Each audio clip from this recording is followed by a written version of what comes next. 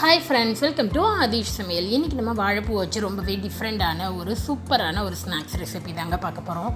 இது வாழைப்பூ சிப்ஸு, பக்கோடா, அப்படி இல்லை அப்படின்னா 65 நீங்கள் எந்த மாதிரி வேணாலும் நேம் வச்சுக்கலாங்க. அவ்வளோ சூப்பராக இருக்கும். அண்ட் மொறுன்னு நல்லா கிறிஸ்பியாக இருக்கும். நம்ம வாழைப்பூவில் தான் செஞ்சுருக்கோன்றதே தெரியாது, அந்த அளவு டேஸ்ட்டாக இருக்கும். வாழைப்பூ சாப்பிடாதவங்களுக்கு, பிடிக்காதவங்களுக்கு, கிட்ஸுக்கெல்லாம் நீங்கள் இந்த மாதிரி செஞ்சு கொடுங்க. ரொம்பவே ஹெல்த்தியாக அவங்க வாழைப்பூ தான் சாப்பிட்றோன்றதே தெரியாத சாப்பிடுவாங்க. அவ்வளோ டேஸ்ட்டாக இருக்கும். இப்போ இதை எப்படி செய்கிறதுன்னு பார்க்கலாமாங்க. அதுக்கு நான் இங்கே ஒரு வாழைப்பூ எடுத்திருக்கேன். இந்த வாழைப்பூவில் இருக்கிற மேல் இதழ் எடுத்துகிட்டு உள்ளே இருக்கிற பூவை மட்டும் நம்ம எடுத்துக்கலாம். இதை இப்போ நம்ம சுத்தம் பண்ணி எடுக்க போகிறோம். உங்கள் எல்லாருக்குமே வாழைப்பூ எப்படி க்ளீன் பண்ணுறதுன்னு தெரியும். நான் ஒரு டைம் சொல்லிடுறேன். இந்த மாதிரி பூவை எல்லாம் தனியாக எடுத்துடுங்க. இதை ஒரு இடத்துல ஒரு பிளேட்லேயோ இதுலேயோ வச்சுருங்க. ஒரு பூவை மட்டும் எடுத்துகிட்டு இப்போ நம்ம க்ளீன் பண்ண போகிறோம். அதில் ரப்பர் மாதிரி நல்லா ஒயிட்டாக சவுன்னு ஒரு பாட்டு இருக்கும். அந்த பகுதியை நம்ம ரிமூவ் பண்ணிடணும். அது வேகவும் வேகாது, சவுக்குன்னு இருக்கும். அது சாப்பிடவும் முடியாது நம்மளால். அதோட அந்த நரம்பு ஒன்று இருக்கும், அதுக்கு மேலே ஒரு குட்டி கொண்டை மாதிரி இருக்கும். அந்த நரம்பை மட்டும் க்ளீன் பண்ணுங்கள். மீதியெல்லாம் அதை விட ஹைட் கம்மியாக இருக்கும். அந்த மாதிரி எதுவுமே இருக்காது. இந்த மாதிரி க்ளீன் பண்ணதை ஒரு பவுலில் வச்சுருங்க. இது 2 பகுதியை தான் அந்த வாழைப்பூலேருந்து நம்ம ரிமூவ் பண்ணணும். வேறு எதுவுமே தேவையில்ல.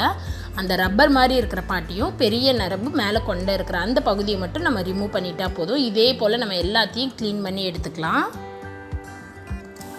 இப்போ பாருங்கள், நம்ம எல்லாத்தையுமே க்ளீன் பண்ணி எடுத்துட்டோம். அவ்வளோ சூப்பராக ரெடி ஆகிடுச்சு. நான் ஒரு 3/4 பூக்கிட்ட க்ளீன் பண்ணிட்டேன். ரொம்ப குட்டி பூவாக இருக்குது அப்படின்னா அந்த நரம்புலாம் இருக்காது. ஸோ நீங்கள் அதை அப்படியே கூட சேர்த்துக்கலாம். இப்போ இதில் பைண்டிங்காக ரைஸ் ஃப்ளார் அரிசி மாவு எடுத்திருக்கேன். ஒரு 2லேருந்து 3 டேபிள் ஸ்பூன் கிட்ட எடுத்திருக்கேன். நான் எடுத்திருக்க பூவுக்கு 3 டேபிள் ஸ்பூன் சரியாக இருக்கும். எவ்வளோ அரிசி மாவு எடுக்கிறோமோ அதே அளவு கடலை மாவு சேர்த்துக்கலாம். அதே 3 டேபிள் ஸ்பூன் சேர்த்துக்கிறேன். தேவையான அளவு மிளகாய்த்தூள், நான் காஷ்மீரி மிளகாய் தூள் சேர்த்துக்கிறேன். 1/2 ஸ்பூன் அளவு மல்லித்தூள், 1/2 ஸ்பூன் கரம் மசாலா, தேவையான அளவு உப்பு, கொஞ்சம் பெருங்காயத்தூள். இது எல்லாத்தையுமே சேர்த்து விட்டு நல்லா மிக்ஸ் பண்ணி விட்டுருங்க. இதோட இஞ்சி பூண்டு ஃப்ளேவர் உங்களுக்கு பிடிக்கும்னா நீங்கள் இஞ்சி பூண்டு பேஸ்ட் கூட சேர்த்துக்கலாம். இதை இப்போ நல்லா மிக்ஸ் பண்ணியாச்சு. இதில் தண்ணி கொஞ்சமாக தெளித்து நல்லா சாஃப்டாக பிசைஞ்சு எடுத்துக்க போகிறோம். அதாவது ரொம்ப கெட்டியாகவும் இருக்கக்கூடாது, ரொம்ப தண்ணியாகவும் இருக்கக்கூடாது. மாவு அந்த பூவில் நல்லா பைண்டிங் ஆகிருக்கணும், ஒட்டி இருக்கணும். அந்த அளவு இருந்தால் போதும். ரொம்ப தண்ணியாக இருந்தால் நமக்கு பக்கோடா சாஃப்டாக ஆகிடும், கிறிஸ்பியாக வராது. ரொம்பவும் கெட்டியாக இருந்துச்சு அப்படின்னா, மாவே ஒட்டாமல் இருந்துச்சுன்னா நமக்கு அதில் மாவே ஒட்டாத கிறிஸ்பியாகவும் இருக்காது.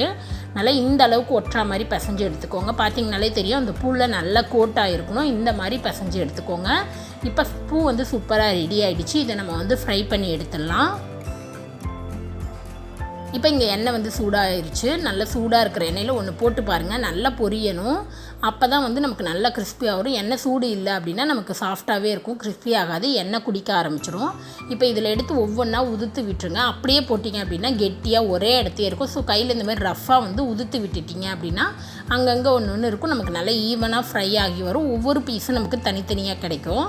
நான் கடலெண்ணெயில் குக் பண்ணுறேன், அதனால தான் உங்களுக்கு பார்க்குறதுக்கே தெரியல. நல்லா நுரைச்சி அவ்வளோ சூப்பராக வருது. கடலெண்ணெயில் குக் பண்ணும்போது ரொம்பவே ஹெல்த்தியாகவும் இருக்கும், நல்லா ஃப்ளேவராகவும் இருக்கும்.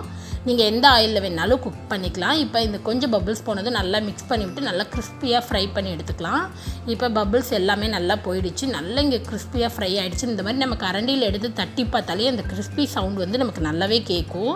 இதை ஆயிலேருந்து ஸ்ட்ரெயின் பண்ணிவிட்டு ஒரு பிளேட்டில் வச்சுருங்க. அவ்வளோதான், நம்மளோட சூப்பரான வாழைப்பூ சிப்ஸ் சூப்பராக ரெடி ஆகிடுச்சு. வாழைப்பூ 65 பக்கோடா நம்ம என்ன மாதிரி வேணாலும் சொல்லிக்கலாங்க.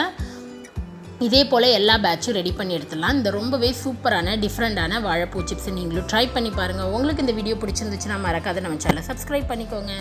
நெக்ஸ்ட்டு ஒரு நல்ல ரெசிபியில் உங்களை பார்க்குறது வரைக்கும் பாய்.